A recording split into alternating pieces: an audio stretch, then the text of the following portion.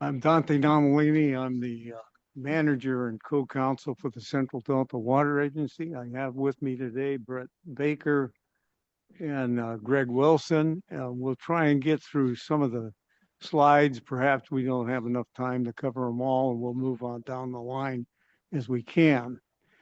Uh, anyway, you're in a very difficult position. You've been, in my view, kind of put in a trap. That slide that shows the backhoe buried in the mud, and you can dig deeper. But you are uh, public officials and trustees of the public trust. Now you have two functions that you're burdened with. One is setting water quality objectives. And in prior cases, and I, of course, live longer than most of you around here, but we litigated all these issues pretty extensively, and they're reflective in the Racanelli case. But one of the admonitions in the case was you have to separate your actions in determining what should be in your water quality control plan from the whole area of water rights and entitlements and who's supposed to do what from a water rights standpoint. Your duty is to protect the waters of the state and the United States against degradation of quality. Where there's better water quality, you're supposed to protect it. And where it's poor water quality, your duty is to try and implement through wastewater discharges and water rights or however uh, to improve it.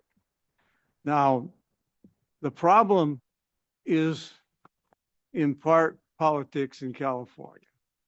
The administration is dedicated, in my opinion, to foster greater exports from the Delta to the Valley and Southern California. It was one of the objectives of both, well, particularly the State Water Project. The Federal Water Project started out as a project with a 160-acre limitation, with the idea that soldiers returning from the war would be able to homestead these properties. It was never intended to be a supplier of the huge agricultural interests in the valley. But I thought I'd take you through a little bit of the history. You've got a mix already, of Next slide. a mix of the water quality function and your water rights function. And whoever structured what's going on now, we've got water rights proceedings going on. We've got the same hearing officer for two of them. What's the record going to be on appeal? How do you keep it separate? And then you've got the water quality control plan. In our view, and I've commented many times, I think you got to decide on the water quality control plan before you make decisions on water rights. Don't know what you're working against as a challenge uh, in terms of your water quality responsibility. And it's not an easy one. It's difficult, but you're trapped right now, in my opinion. Now, I feel for you, but I can't solve the problem. That you created or it's been created, whoever set the scheduling up, whatever it is. But it's a mess, in my humble opinion, after more than 56 years as acting as a lawyer in the field. Now, I think it's important to note what the plan was in California. And our first slide, let's go back a slide,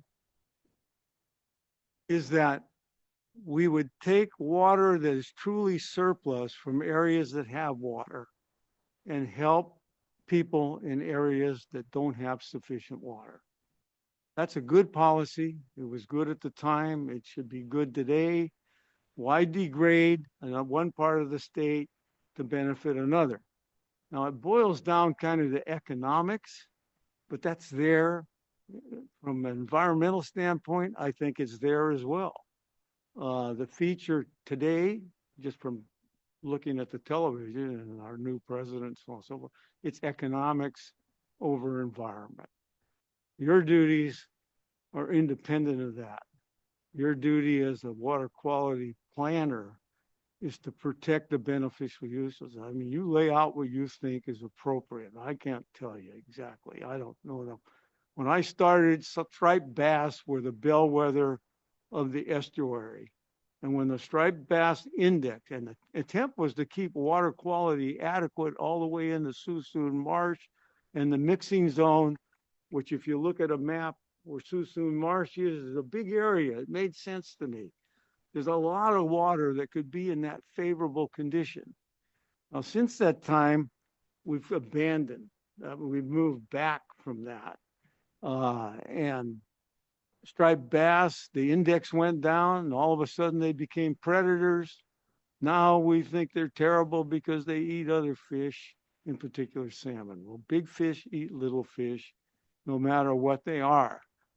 So the fish problems are complicated. You did the right thing by bringing to the attention of everybody that you can't just have acreages of habitat. You have to have water.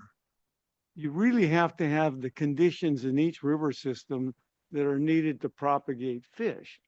So the real monitor ought to be how many fish have you propagated, not how many cubic feet per second you're getting out of a watershed.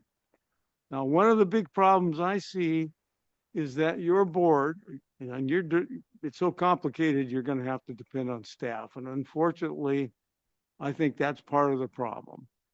But we're not looking at the San Joaquin at all. In other words, your objectives towards getting flow, which is the right thing. You guys said, hey, you got to have water and habitat. And that's right. You're right. And the governor came in and he said, well, voluntary agreements are a lot better. You guys buckled. You're now screwing around with voluntary agreements, which is okay. I understand that. If you can get something done voluntarily, there's probably an advantage to that. But the politics are well entrenched behind you in terms of the administration. And I urge your independence. But let's look at what watersheds we're looking at. We've left the San Joaquin out and Friant out. Now, I have in my slide your permit for Friant after the San Joaquin River Fish Restoration Agreement, and it clearly reserves your jurisdiction to coordinate that permit with what you do with your water quality planning function. Now, I've talked to many of your staff along the way and this and that, you need to have the San Joaquin included in this, the spring run salmon. You're only looking at fall run salmon as objectives. Spring run through the same area. How can you not include the needs, just from logic, of spring run salmon at the same time you deal with the lower San Joaquin? So you've got some real problems. I think the approach towards the voluntary agreements, your approach to getting the flow out of the watersheds is impaired by the fact you have not included the San Joaquin, upper San Joaquin watershed. Now, that's going to be an issue that, of course, is going to be litigated after we get through with all this. Now, with regard to the plan was to develop the water as it proceeded. Now, the federal government built projects and then contracted for firm water and surplus water. All right, okay, that was a little. State came along and they did a paper water deal. The state water project is supposed to be paid for by the users entirely, and it will develop the water as time goes on. Now, they recognized early on that they would need 5 million acre feet of surplus water from the North Coast area by the year 2000, right? And that's because the next slide, and I'm not going to go to it yet, but you see that little yellow area up there that's imports from North Coast? They started to do the Dos Rios project, which is on the Eel River. And Governor Reagan came in and Ike Livermore, and there's a great book that explains, if you don't understand politics, you ought to read it. But they decided after some substantial debate, there was a big conflict between the Secretary of Resources, Department of Water Resources, blah, blah, blah. Anyway, Governor Reagan decided it needed further analysis. And that was a time when the environmental movement was getting momentum with wild and scenic river legislation and otherwise. And so it basically killed the project.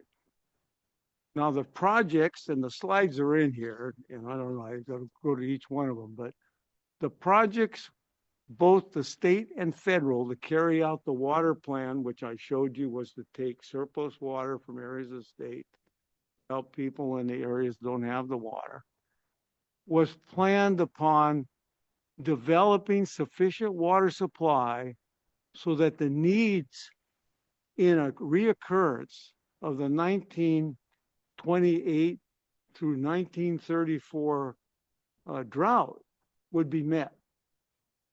Okay, after this happened with the delay on the North Coast, the DWR changed its, and the Bureau as well, changed their plan from developing sufficient water to meet that criteria because of the cost involved.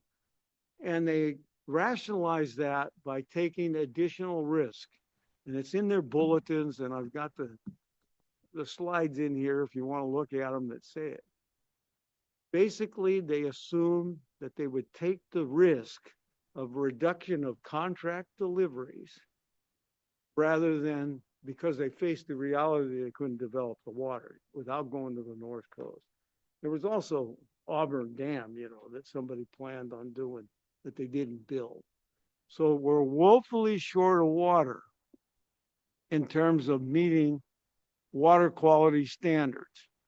Now, the question that I've been driving for a long time is, why doesn't the board require the projects to come up with a plan? And I've mentioned it to you, Joaquin, to meet the water quality standards, at least as they originally planned, through the 1929 through 34 reoccurrence of hydrology. And they won't do it. And your staff recommendation here is that somewhere along the lines, you're going to ask them, the project operators, how they're going to meet the needs in the following 1 year. That isn't the problem. The following 1 year is just part of the problem. The real crisis is trying to meet it over an extended period of dry years. Now, what's going on now is the deliveries, and there's a bulletin here that explains it. We're in the first few years of the drought. They're delivering water and then they run out. Well, I attended years back. They used to force all of us that were fighting over water to sit together. Not that we ever agreed to anything, but the question was always asked. The DWR would say, we're not going to have enough water because we're too short. What do you want to do? The water contractor groups, which were led by Med at the time, would always say, give us all we can now, we'll worry about next year. Well, that's the crisis you have and we all have.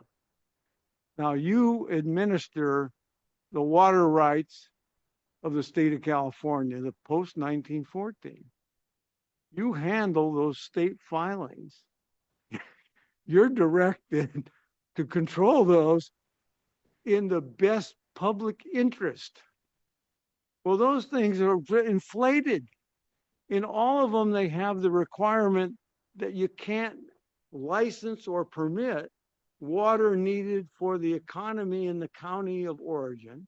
We have area of origin law says you can't, the two projects can't directly or indirectly deprive the areas of origin and the areas immediately adjacent thereto of the present and future needs of water, including fish and wildlife. Okay? There's no accounting for that recapture of water. That recapture is going to come out. Now, we've got these alternatives, 5A and 6A and this and that. We've got in it the plan that we're going to go ahead and shift some of this responsibility on the senior water rights. First of all, you don't have jurisdiction over pre-1914 or riparians. That's not even included as your authority for your water right permitting. So the water right permits of the projects you're trying to protect, or somebody's trying to protect, don't include that water. So you have to deal with unappropriated water. And the unappropriated water has these broad conditions in it for recapture of water out. Now, what are you going to do about it? Because they don't need it today. They might need it tomorrow. The fish might need it tomorrow. What are you going to do with that? You shouldn't allow that to be in the water right permitting, and you haven't licensed the projects of the, permits of the state with the, but they shouldn't be allowed to create permanent demand for water that you know you're going to lose in the future. And part of what's happening is DWR has been taking out of their contracting procedure this requirement that DWR, with regard to surplus water, has to make sure that it's not used to create new demand. New demand would be houses in the desert, permanent crops. They need water every year. So that deficiency is going on here, and that's in your water right responsibility. Okay, now what we've shown you in these slides just to flag as well, Mr. Nomalini, you have 18 minutes. There is here, and I'm going to. If you're going to have other folks speak, I really want to these other people avoid having a 30-minute panel. Oh, okay. You look at the last couple of slides. Well, actually, the last one. The projects, the way they've modeled it, cannot meet the water quality standards when there's a repeat of dry years. Can't do it. They're not doing it. They haven't submitted a plan. Now, why can't they meet it? They don't consider carryover storage in San Luis that should be held. If you're going to make a delivery this year, you ought to be holding water in San Luis until you know that you can make it through the 4 or 5 years of potential drought. We ought to be looking at water exported from the Delta and held in other storage downstream. That water ought to be held and brought into the prospect that it might be needed to meet water quality standards in the future. Now, the project should come forward and show you how they can do that. You ought to demand that they do that and show you where the water from the Delta is being taken. The other thing is you've got a carte blanche free water transfer thing going on. You got water taking it out of the watershed and exporting it by others. Anyway, and term 91, you're misapplying it because it should not apply to water use within the watershed and within the counties. That has a priority over the project permits. And your term 91 is being applied to restrict that. That's priority over the project. So you have to exhaust the projects first. Anyway, thank you. I knew we didn't have enough time to start. That's why these guys are going to have to put it in writing.